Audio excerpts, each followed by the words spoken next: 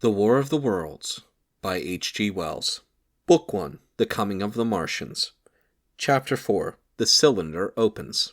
When I returned to the common, the sun was setting. Scattered groups were hurrying from the direction of Woking, and 1 or 2 persons were returning. The crowd about the pit had increased and stood out black against the lemon yellow of the sky. A couple of 100 people, perhaps. There were raised voices, and some sort of struggle appeared to be going on about the pit. Strange imaginings passed through my mind. As I drew near, I heard Sten's voice. "Keep back, keep back!" A boy came running towards me. "It's a-movin'," he said as he passed. "A screwin' and a screwin' out. I don't like it. I'm a-goin' 'ome, I am." I went on to the crowd. They were really, I should think, 200 or 300 people elbowing and jostling one another, the 1 or 2 ladies there being by no means the least active. "He's fallen in the pit," cried someone. "Keep back," said several. The crowd swayed a little, and I elbowed my way through. Everyone seemed greatly excited. I heard a peculiar humming sound from the pit. "I say," said Ogilvy, "help keep these idiots back. We don't know what's in the confounded thing, you know." I saw a young man, a shop assistant in Woking, I believe he was, standing on the cylinder and trying to scramble out of the hole again. The crowd had pushed him in. The end of the cylinder was being screwed out from within. Nearly 2 feet of shining screw projected.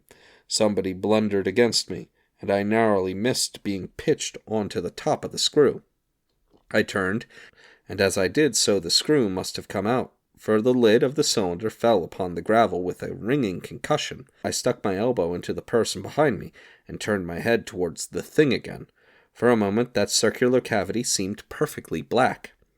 I had the sunset in my eyes. I think everyone expected to see a man emerge, possibly something a little unlike us terrestrial men, but in all essentials a man. I know I did, but looking, I presently saw something stirring within the shadow, grayish, billowy movements, one above another, and then 2 luminous discs, like eyes, then something resembling a little gray snake, about the thickness of a walking stick, coiled up out of the writhing middle, and wriggled in the air towards me, and then another. A sudden chill came over me. There was a loud shriek from a woman behind. I half turned, keeping my eyes fixed upon the cylinder still, from which other tentacles were now projecting, and began pushing my way back from the edge of the pit. I saw astonishment giving place to horror on the faces of the people about me. I heard inarticulate exclamations on all sides. There was a general movement backwards. I saw the shopmen struggling still on the edge of the pit. I found myself alone, and saw the people on the other side of the pit running off, Stent among them. I looked again at the cylinder, and ungovernable terror gripped me. I stood petrified and staring. A big grayish rounded bulk, the size perhaps of a bear, was rising slowly and painfully out of the cylinder. As it bulged up and caught the light, it glistened like wet leather. 2 large dark-colored eyes were regarding me steadfastly. The mass that framed them, the head of that thing, was rounded, and had, one might say, a face. There was a mouth under the eyes, and lipless brim of which quivered and panted, and dropped saliva. The whole creature heaved and pulsated convulsively. A lank tentacular appendage gripped the edge of the cylinder. Another swayed in the air.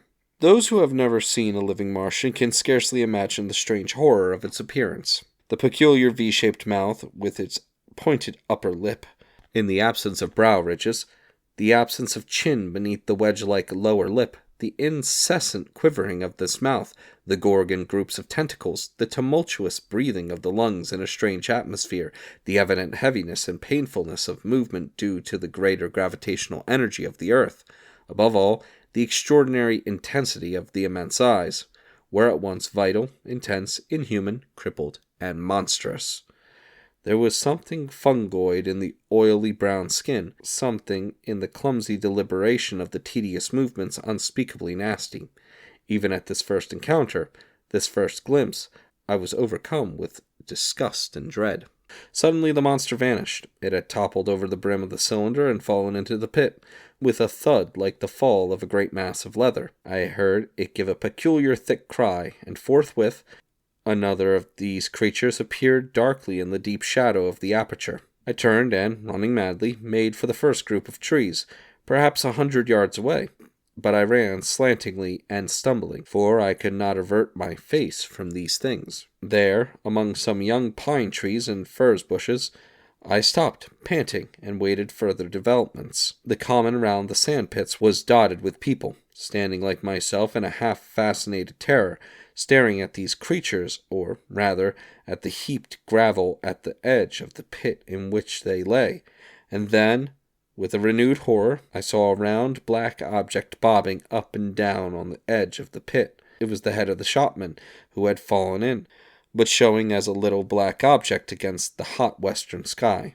Now he got his shoulder and knee up, and again he seemed to slip back until only his head was visible. Suddenly he vanished, and I could have fancied a faint shriek had reached me. I had a momentary impulse to go back and help him, that my fears overruled. Everything was then quite invisible, hidden by the deep pit and the heap of sand that the fall of the cylinder had made.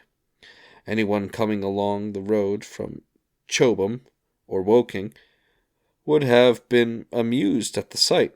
A dwindling multitude of perhaps 100 people or more standing in a great irregular circle, in ditches, behind bushes, behind gates and hedges, saying little to one another, and that in short, executed excited shouts, and staring hard, at a few heaps of sand.